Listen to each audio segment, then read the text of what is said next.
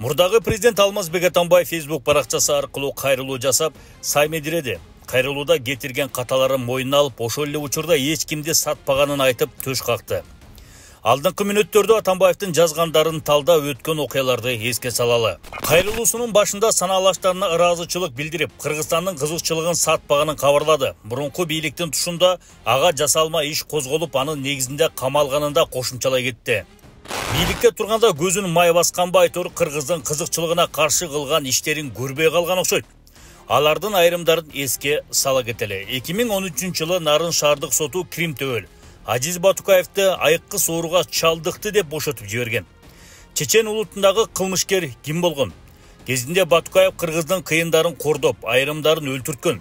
Атугүл Чеченстанга качып кеткенден кийин да Россияда иштеген ишкерлерди кордогон. Кыргыздын кызын зордуктап кылмыш кылган Батукаевди сый-урмат менен түрмөдөн бошотуп жибергене Кыргызстандын кызыкчылыгын сатып, намысын тебелегенге барабарбы деген суроо жаралат. Атугүл Батукаевдин бошотулушу үчүн миллиондогон долларлар келгени тууралуу айын кептер айтылып келет. Мы кратчайший срок раскрыли, что Батукаева отпустили по указанию Атамбаева. Довели дело вплотную до Атамбаева. Все доказано. Ал эми президенттик шайлоодо админ ресурсту колдонуп көпчүлүк колдогон досун тактыга отургузган. Элдин тандоосуна каршы иш кылганды Кыргызстандын кызыкчылыгын тебелегендикке жатат эмеспи? Ал эми саясий куугунтук тууралуу айтканы Атамбаевдин бет бактыгынан кабар берет эмеспи? Президент болуп турган кезинде Текебаевка жала жаап каматкан. Ал эми Шыкмаматов юстиция министри болуп турган кезде Атамбаевдин тушунда түзүлгөн Кумтөр келишимине каршы чыккан үчүн кылмыш иши козголгон. Шыкмаматовдун айтуусуна караганда ал келишим Кыргызстандын кызыкчылыгына каршы келген. Атамбаев Кумтөрдү мамлекетке алгандын ордуна чет өлкөлүк компаниянын таламын талашып келгени да чындык.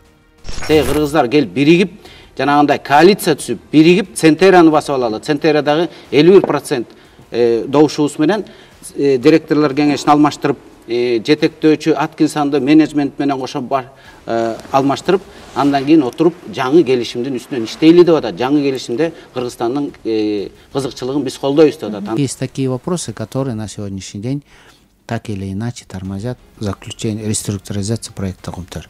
А что касается вопроса национализации, в соответствии с нормами международного права, нормами, утвержденными в рамках ООН, национализация есть суверенное право любого государства.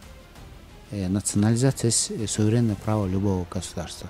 Вот мне один депутат пришел, говорит, мы, говорит, денонсируем соглашение, в одностороннем порядке выйдем и зайдем на Кумтор. Я говорю, ну это же будет мародерство. Потому что денонсация соглашения, она должна быть признана обоими сторонами. А если одна сторона вышла и при этом сразу захватывает предприятие, это обыкновенное мародерство. Атамбаев өзүнүн билдирүүсүндө президенттик кызматын өз ыктыяры менен тапшырып, саясаттан кеткенин айтат. Бул сөздөрүндө коомго жакшы көрүнүү аракетин байкаса болот. Кезинде досун президент кылып, ал аркылуу өлкөнү башкарууну пландаганы жалпы журт жакшы билет. 2020-жылкы төңкөрүштө да бийликти колуна алуу аракетин жасаган, бирок көпчүлүк эл аны колдогон эмес. Атамбаев бийликте турган кезде Бакиевден Кыргызстанга алып келип соттоого кызыктары болгон эмес. Анткени анында былыктары чыгып калат деп корккон окшойт. Ал кезде Беларусь тарап Бакиевди бербей жатат деп жалган маалымат тараткан. Бирок азыркы бийлик убактылуу өкмөт менен Бакиевди соттон беттештирип, эл алдында ачык териштирүү өткөрүүгө кызыктар. Албетте Бакиев келсе камалат. Ошол эле учурда Атамбаев баштаган топтун эли билбеген былыктарында коом укмак. Бирок мындай кадамдан үрөйү учкан Алмазбек Шарсенович популисттик кадамдарга барууга аргасыз болду.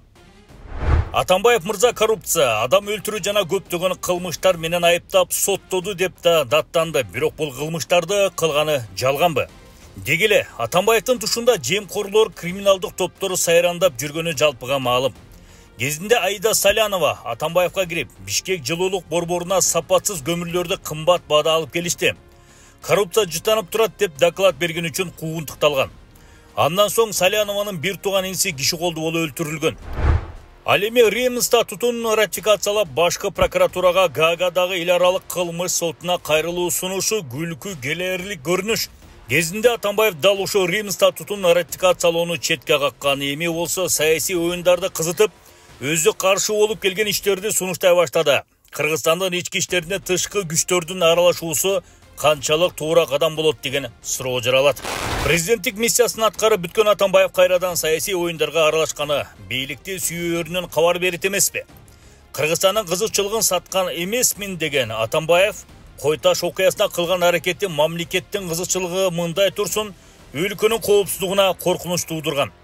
Бул жерде анын эгосу башка орунга чыккан. Атамбаевдин табиаты мурдагы саясатчылардын жалпы түшүнүгүн ачыктайт. Алар жеке кызыкчылыктары үчүн гана иш кылып келишкен. Мурунку саясаттын атка минерлери саясий оюндар менен гана алек болуп, өлкөнүн өнүктүрүүнү унутуп калышкан. Атүгүл экономиканы көтөрүү багытында жарытарлык программалар да жок болчу.